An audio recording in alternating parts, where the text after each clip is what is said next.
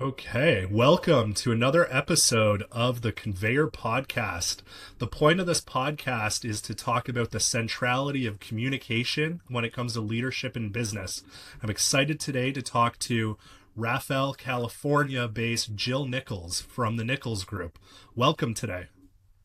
Well, I'm happy to be here, Quinn. Thank you for inviting me. I hail from just over the Golden Gate Bridge of San Francisco in lovely Lucas Valley, California. So, Jill's background is quite diverse. She's a creative at heart, from what I've heard, but also a high performance athlete. She's talked about scaling Mount Everest a few years ago, and she's also been talking about the artwork that she has commissioning behind her there. That creativity and determination has brought her all over the place. Her specialty is in design and placemaking, having worked with the globally renowned Gensler architects and design. She worked on the Digital Experience Group and founded that. And now she has her own organization called the Nichols Group and is working on placemaking and community for retail and commercial development. So, Jill, what do you have to say about community in terms of placemaking with your work? Well, that's a big question, and I'll probably give you too much information as an answer. But now more than ever, particularly post COVID, we know that humans need other humans. We need to stay connected. We value time with other people. Um, Working, living, and playing alone in our own domains creates a sense of loneliness. And loneliness actually has become the new epidemic. Long ago, we were worried about smoking, and then we were worried about sitting, and now we're worried about loneliness. So, one of the key elements of placemaking is considering how we create community, how one creates community in their own lives, in their neighborhood. But from a development perspective, we look at retail centers, urban environments, where you may shop or work or live or play as an opportunity to connect with other people that are maybe not like-minded. Maybe that's part of the value of it, is learning from others about what their tastes may be like, what their backgrounds are, their professional experience, their history. So placemaking allows us to bring people together by having areas to gather, by having areas to dwell, by having comfortable furniture or a warm fire to sit by, or a stage to watch community performers. Placemaking is also about integration of the demographics of the place itself. So possibly you live in a vibrant art community and there's a lot of musicians and or celebrities, and we want to make sure that those people also have an opportunity to have a voice in the community. So placemaking may involve public art installations, selecting and vetting those who may want to put a mural in a location, and also providing neighborhood programming to bring those artists in to talk or display. Placemaking involves all those things, but ultimately, what it is a place for humans to connect with other humans. And we need that now more than ever. I think that I'm very interested in hearing about your experience from the professional, high level sort of analysis side of placemaking. I work with entrepreneurs of all types of sophistications. I work with different types of community groups, entrepreneurship, startup organizations that bring people together. And I find that leaders in these worlds are always thinking about their vibe, the culture, the environment, and to a certain degree, it's a conversation in the sense that you can set something up for a purpose, but it's only created by the participants that are there in the environment. And one thing that you shared about your work is that there are these statistical references for placemaking. So you've talked about dwell time. Can you talk about something like dwell time for the average entrepreneur to understand? Absolutely. So imagine you're in your favorite place to go grab a drink or dinner, or maybe it's even a breakfast taco. And there's a reason you like to go there. There's something about that place that makes you feel good when you're there. We can create an ROI around that. If you're in an urban setting where there's restaurants, maybe there's activity, maybe there's a theaters, or there's a VR like Sandbox, there's places to shop. People go where they feel good being. How is the light? Are there programming opportunities that allow me to spend more time there? Am I experiencing something that brought me so much joy that I go home and tell all my friends and family about it and return with them? So when you do that, you're able to activate these data points that retail centers may be measuring. Do we have greater footfall, which means is there more traffic? Is it around certain portions of the day? Is it in the morning because we have the best coffee and music and dog park? Is it in the evening because this is a hot spot for gathering with friends and family? Is it in the afternoon because new parents are bringing their toddlers because there's playtime? All the elements that a center can invite you to are done with purpose. They're done with intent. It's the glue of these areas, whether they're gardens, seating areas, food courts, tables outside an exterior retail or food place. All that is done with intent to allow you to come and enjoy your visit. And then the ROI is we can measure that. We can interview people while they're there visiting, ask them, why are you here? What do you love about it? Will you invite your friends and family back? Are you here once a month, once a week, once a day, once an hour? What's your frequency of visits? And then dwell time is measured by the duration of time you're spent there. So we used to measure things like for retail, basket size, units per transaction. How much is someone purchasing when they're in my store? But now I'm working on large developments that invite a whole community in. This is everybody, not just one person shopping for this shirt or jacket. It's about people who want to be there because they have this sense of interacting. Maybe they're making new friends or meeting them there, or I'm taking a yoga class in the morning. All of that is done with intent, and we measure the value of it by how frequent people are visiting, how long they're staying when they're there, if they're bringing friends and family back the second, third, and fourth and fifth time they're visiting, and what they're looking at. So sometimes it's like I love being here because the waitresses and wait people are savvy and funny and they're stand-up comics. Like there's elements of uniqueness and novelty that allow them to have something to talk about to their friends and neighbors. About 5 years ago, we were developing spaces that had beautiful painted backgrounds to encourage people to take selfies. So we're like, how might we promote this space through social media channels because you're taking pictures of yourself here and sharing it? But now we really want to value the factor of word of mouth and the human connection and how you show up every time you are somewhere and who you're bringing with you the next time you visit. You're Does bringing that up answer? Yeah, so just to bring it down to earth here, we're in the business of community and demonstrating leadership. We're also in the business as entrepreneurs who are listening here of moving people, moving together, generally through optimism, generally through connection, and we're talking to you because you are in the business of placemaking, actually, literally, metaphorically moving people, and you have experience working with architects, working with developers, urban planning, and even in your experience at leading entrepreneur groups. So you're literally helping with people who are selling visions in their business, but also you have this experience around placemaking. And so it's not too much of a stretch to think that the folks who are paid to build beautiful places and move them with intent, that there is sophisticated knowledge there that the average entrepreneur could learn from.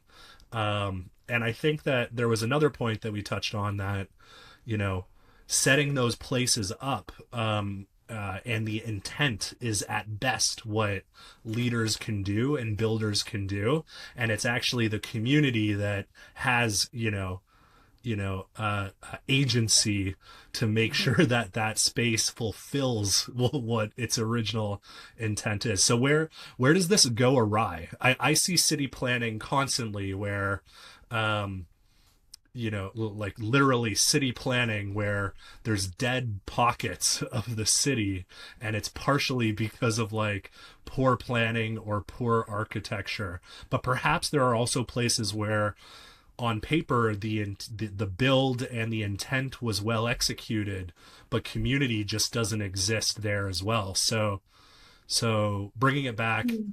what do you think we can learn from people who build places, our architects, developers, planners, um, and where does this go wrong sometimes?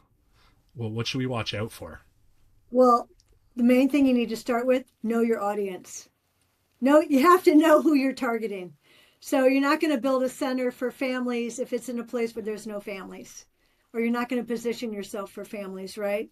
We also really want to understand, how are people arriving? What's that arrival experience? Is this a community that everybody's on foot or bicycling, or is it in the center of an urban hub and public transportation is important? Where is that public transportation connector? By ferry, by bus, by train? What does that look like, and where is that? One needs to really think about the entire experience. What is the journey like for each person that walks on one's property? What do you want it to be like? What should it be like? How can we make it easier for them? How can it be safe? Safety is a big concern. We also have to think about friction as one of your metrics. We want it to be friction free. We don't want it to be hard to find a place to park my bike where I know it's going to be safe while I'm going to see a film and shopping and having dinner after. All these things that cause people not to go there are obstacles. You want to eliminate all the obstacles, but we need to know who those people are. Who do we want them to visit? Where do they come from? What do they like? Who do they spend time with? What do they spend time doing? So to really be successful takes intention, takes research. Do your study. Don't make things personal. I like to do this. I want to see this, but I am one. I want to think of what the community needs are. And ultimately, we're creating environments that inspire all the senses. It's not just that there's a place to shop and for me to grab a hamburger or a cup of coffee, but I want to make sure it smells good, it feels good. I'm listening to things that are nice sounds. Maybe I'm listening to music or bird singing, which is quite different than an experience if I'm on a city street and it's buses and ambulances and street noise. What can I taste? What is it? What are my options for tasting? And then what we really want to do is create trust. Trust that when you arrive at this place that we've so thoughtfully designed, you're going to be safe here. You can trust that we're providing the opportunities for you to do what you want to do here.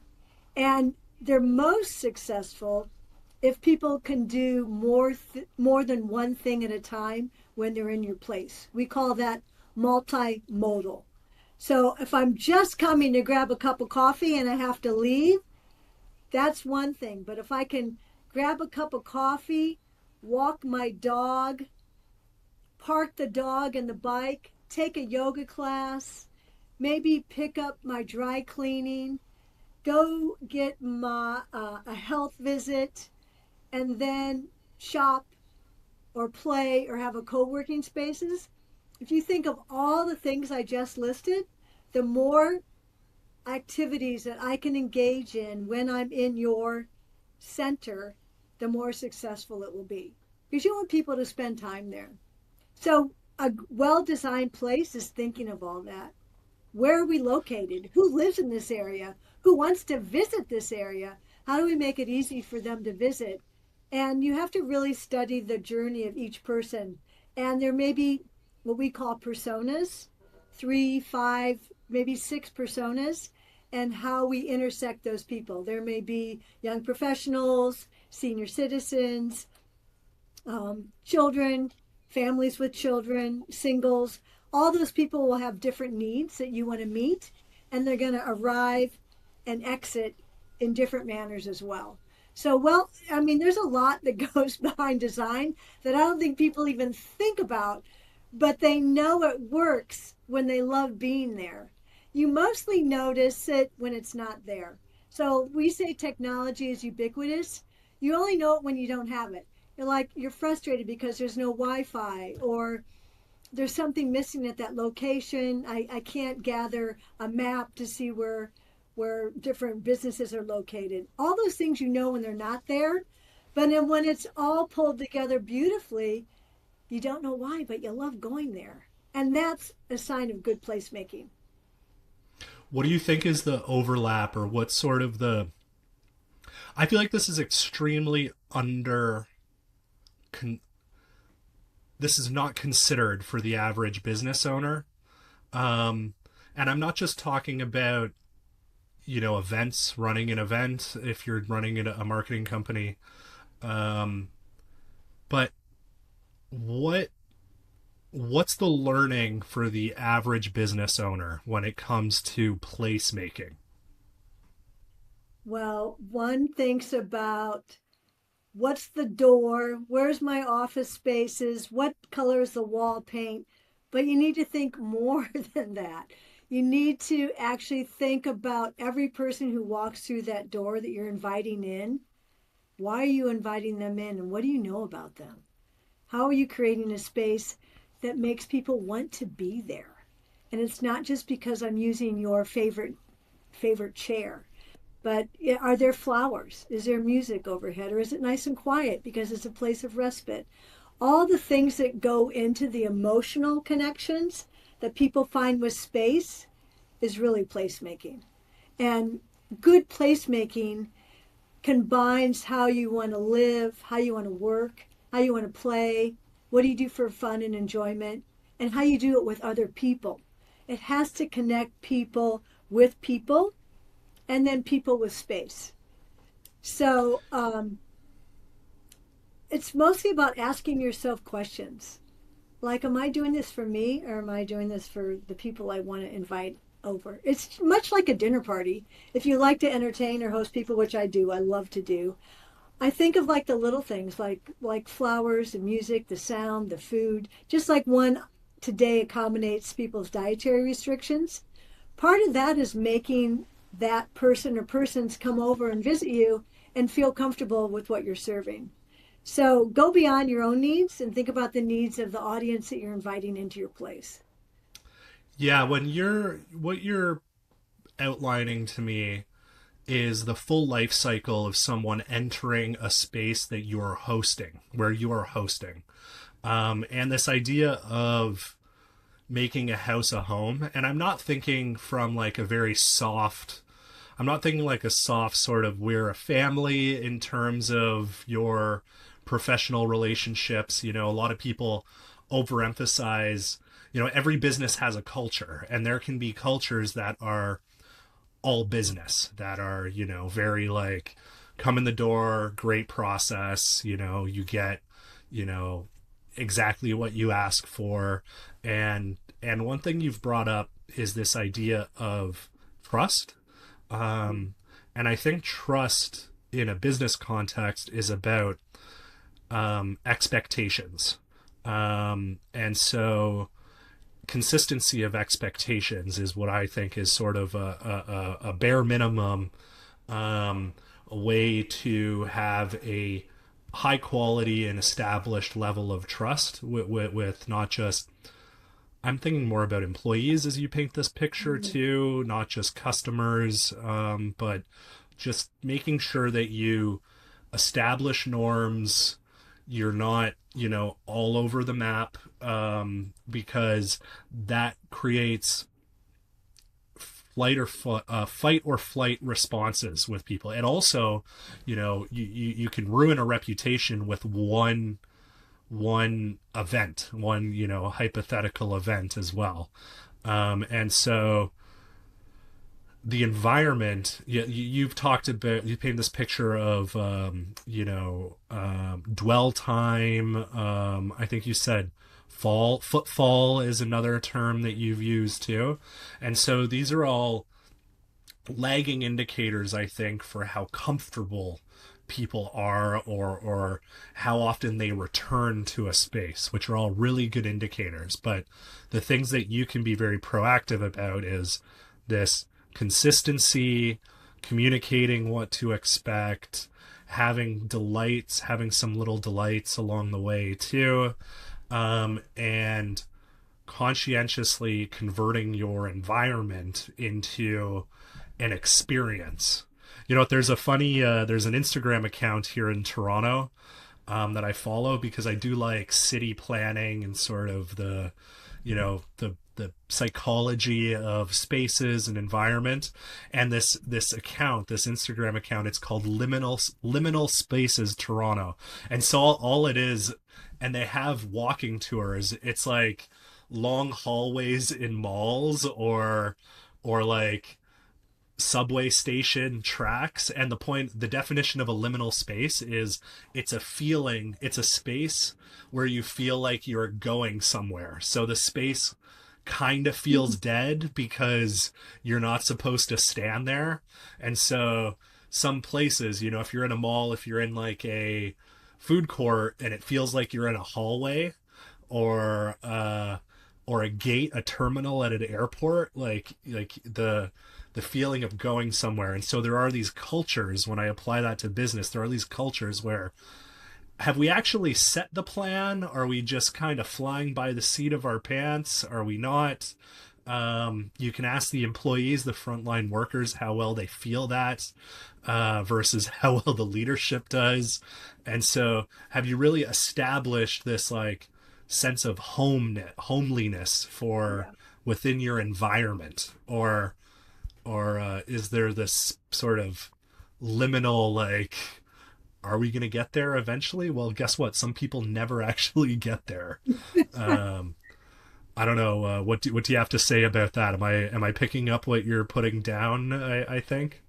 I think so, but you also reminded me of a point I hadn't made yet, is we don't want things to be static, right? If I'm going to return, or if I'm going somewhere, that's your journey. You're talking about going through a long tunnel with the expectation there's something at the end of that.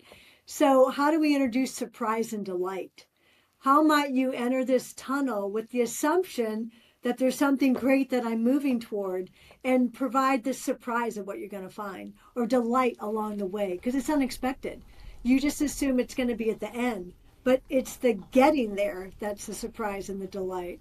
So think about those moments and how they can be different from day to night, or Sunday through a Thursday or a Friday, because I want people to come back again and again and still be curious about what's there. It's almost like you don't want to do the full reveal every day all at once, but you want to reveal new things all the time to make it interesting. I want to provide interest in whatever the space is. So I want to return and I want to learn more. Or I didn't notice this the first time, but because I'm a repeat visitor, I noticed it the third time. But on my 20th time, what else am I going to notice? So you want to peel back the onion and have layers and layers of interesting things. And that can look like a lot of different programming.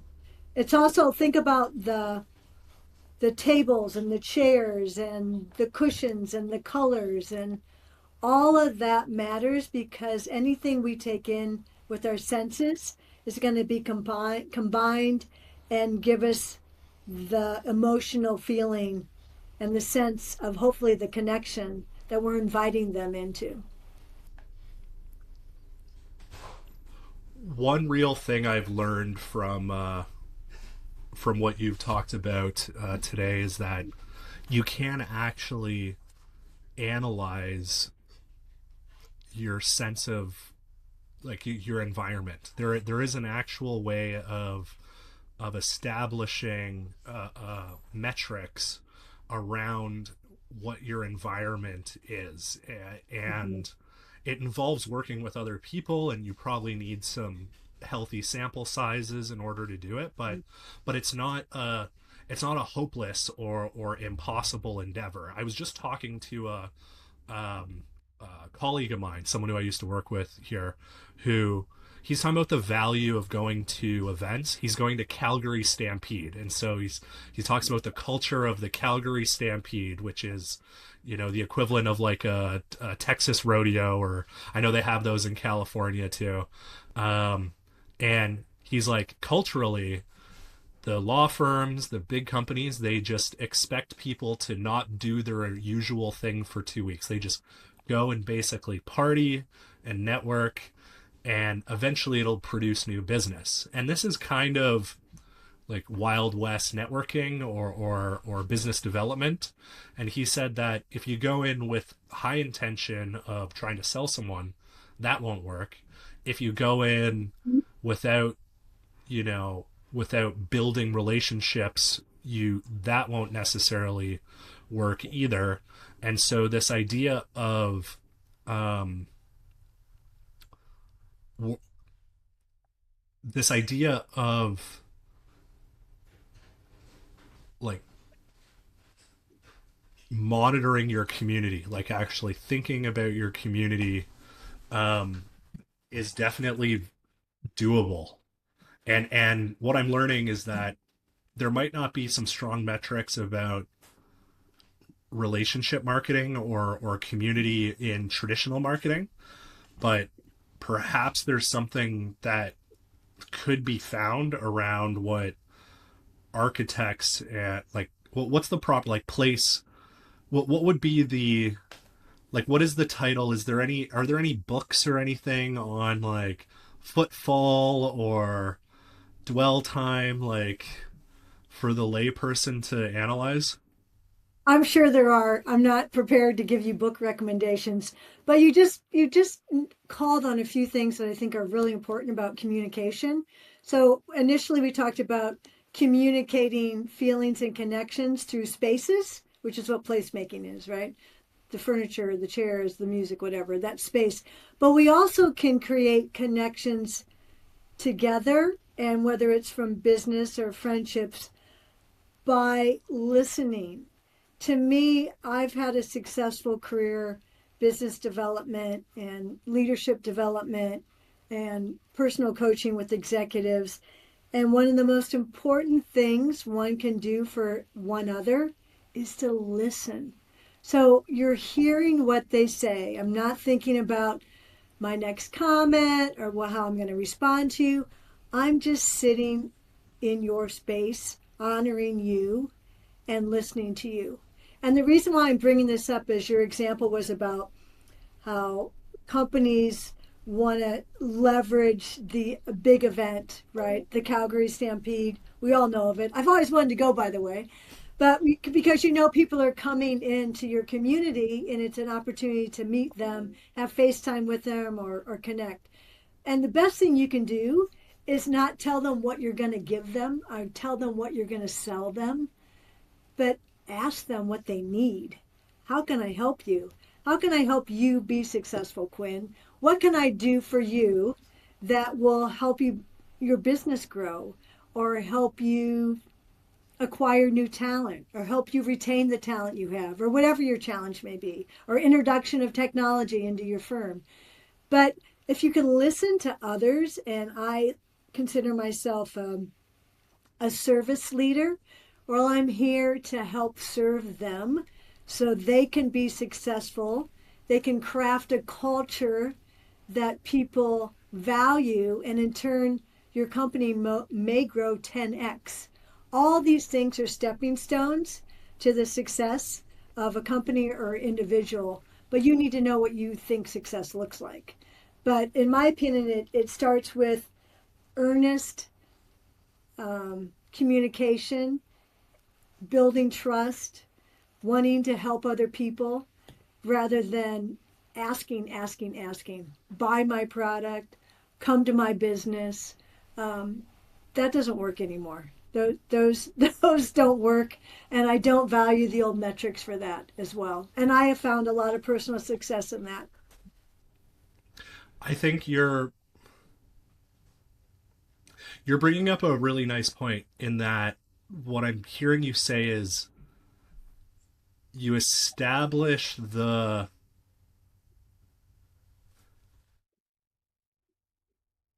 and using this reference of events, using this reference of going to events, you can't just throw it together and then sincerely sit there and listen to someone. You actually have to consciously like create something. How do I say this properly? It's like in order to really um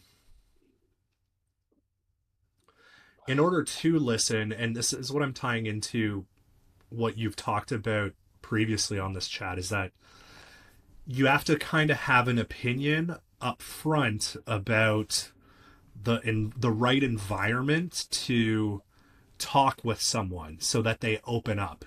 You need to be able to set up the right you have to be able to set up and show integrity into having the conversation in order, and then at the same time allow them to have the space to talk to you so that you listen. So you have to think ahead about what am I going to ask them, potentially? What's the right place to do this? What do I think they need right now? Because even like sort of putting that olive branch out there is a really great way to sort of, you know, pay into the trust you have with them.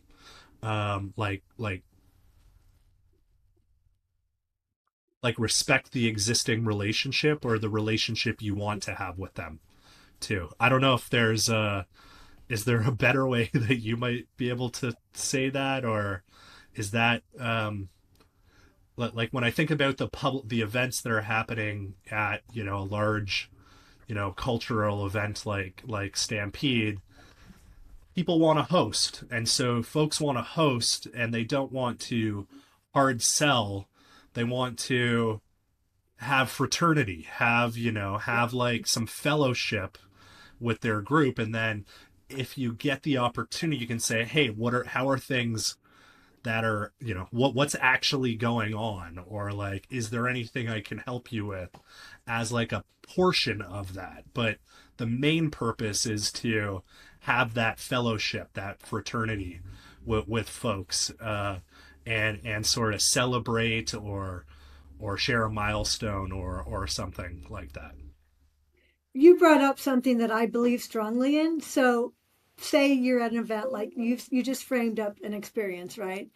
And you may be hosting potential customers. But once you determine what is your intention, my intention, we'll just role play here, is that I want more people to know about what we do, and they could be potential customers. So that's your intention. So you're going to create a space around that intention. But what I always tell people is give attention to your intention. So there's a lot of things that we can spread our attention around. I mean, more than we need today, particularly because we all have these handheld devices that we use all the time. And this takes a lot of our attention. So determine what your intent is. What is my purpose? What is my intent? And then give all of your attention to that within the course of the time that you're allowing yourself.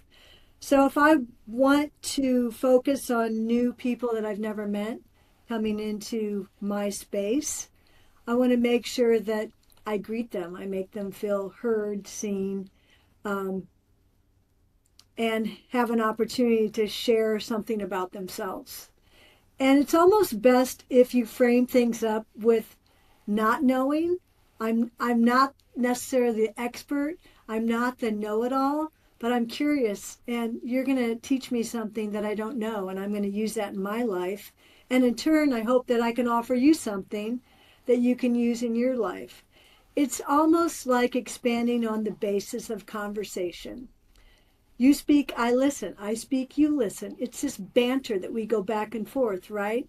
Use that same banter as you're experiencing new people or fostering relationships you've already developed. But having this banter that you respectfully listen and serve, and if you have good fortune, they'll serve back to you as well. And in the end, your purpose and intention will be served because that's what you've given your attention to. Does that make sense? I'm a big believer in that. I use that in my own business. I use that in most of my business is 100% repeat clients. And I attribute that to the trust that we've developed and my not having all the answers, but I try to have the questions. And then together we can question our answers and answer the questions. And it's this shared experience together that you bring people along and we collaborate together. Even though I'm leading with respect, I'm leading with intention, I'm leading with a curiosity of wanting to know more about them, which is quite different than being a leader that's coming down hard. This is the way it is. I don't care what you say. It's my way. That doesn't serve me well, and I haven't found that it often serves others as well. So we've talked a little bit about placemaking. We've talked about creating environments that people can feel comfortable communicating. And all of that still is around the human connection, but it's really built on trust and respect and active listening and having in your heart the sense that you really want to help that person or those people or this community and you're here to serve. I find that most fulfilling for myself, at least. I think so where does this thinking go wrong? Because this particular thinking I'm going to bring up, because on the one hand, I can see overlaps between, let's say, placemaking. So commercial centers that, if you, the analogy is like a restaurant. You want someone to dwell and enjoy themselves, but if it's busy, you can make the mistake of perturbing them by saying there's a table waiting, you paid a little while ago, and then you can ruin the lifetime value of that customer. And not only that, not actually hold the space for them. So that's one example. The other example is this Calgary Stampede example. It's you want to provide space for your community.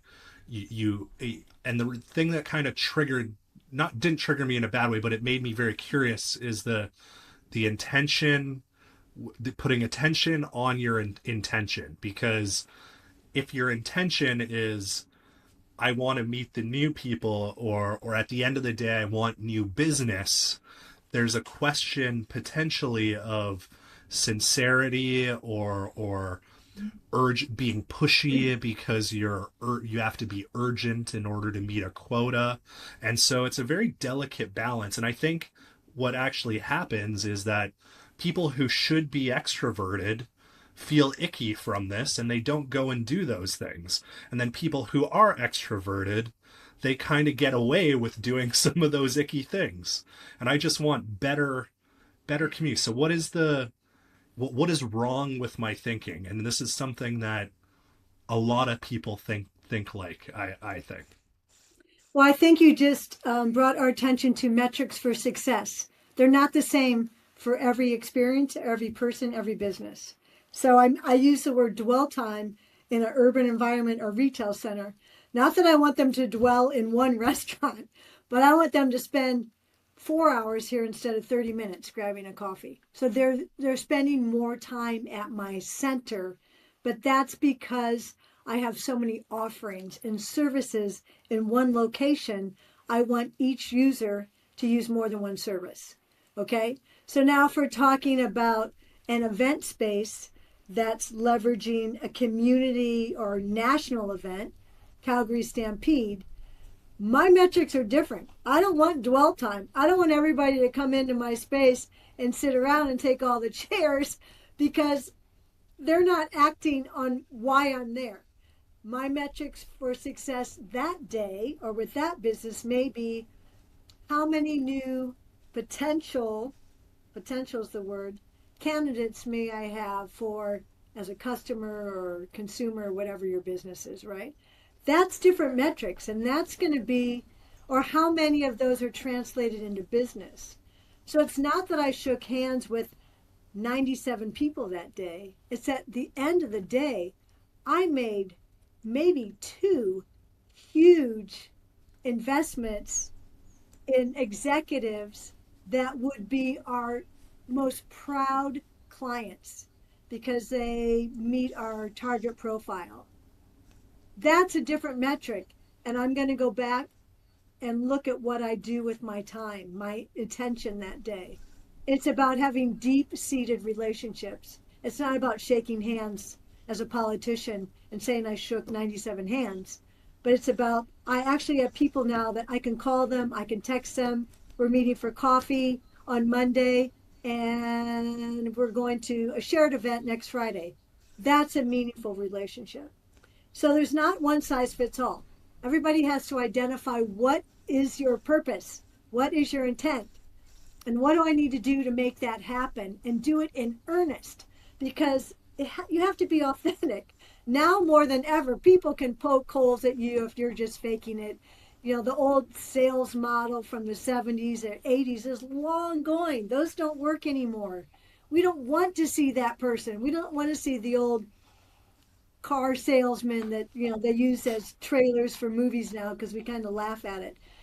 I want authentic, true relationships, either from person to person or from space to space or business to business or business to consumer. There's so many different models, but there's not a one size fits all. And that's where it takes time for one to sit back. Who are we? Who am I? What do I stand for? What does my company or product or firm stand for? Who are we truly targeting? There's questions that maybe are standard, but the answers should all be different because every business and person are novel and unique. We are not the same, even though we have some shared emotions and we have shared experiences, and those shared experiences are what we connect on. Or those shared spaces, if it's built environments, is how we connect on. Because you and I are sitting next to each other watching a concert and we both love that music. So we're sharing that joy for the music and now we're connected. Everything's quite different, but we still want to ask ourselves the same question. What are we trying to do here? How are we doing it authentically for our brand? And how do we measure success? What are our KPIs? What are our key performance indicators? Those are like criteria that standard that has to be established before one does any work to be successful because it's really hard to undo things. It costs more money, takes more time. However, so few people really think about building those foundational elements. They want to jump into the end. Everybody wants to jump into the end. But if you haven't done your research or you haven't done your foundational elements of who and what you are and what you believe and what you think and what you want to be, what's your future, it may be a waste of your time and money. Powerful ending to this chat, Jill. Thank you. That's really great. So today we talked about how much agency business leaders can actually have in like setting the table. Convert your house into a home. Think really intentionally about how people arrive for within your environment, within your professional relationships, and they exit. And there's different types. There's different types of stakeholders. The dwell time is different for different folks. And there's a lot of opportunity to I think to meta analyze like placemaking and community in terms of what I think are the most important aspects of leadership communications, relationship marketing, creating community, and also just like thriving professionally. Like it's okay to have the intentions as you finished here, around what your business goals are, and especially in times when you are not hard selling, which I think the recommendation is should never be trying to hard sell. But looking in the mirror that you have set that foundation for yourself, for the environment, and it is possible to, monitor and improve like anything else in your business, that environment you're setting for yourself.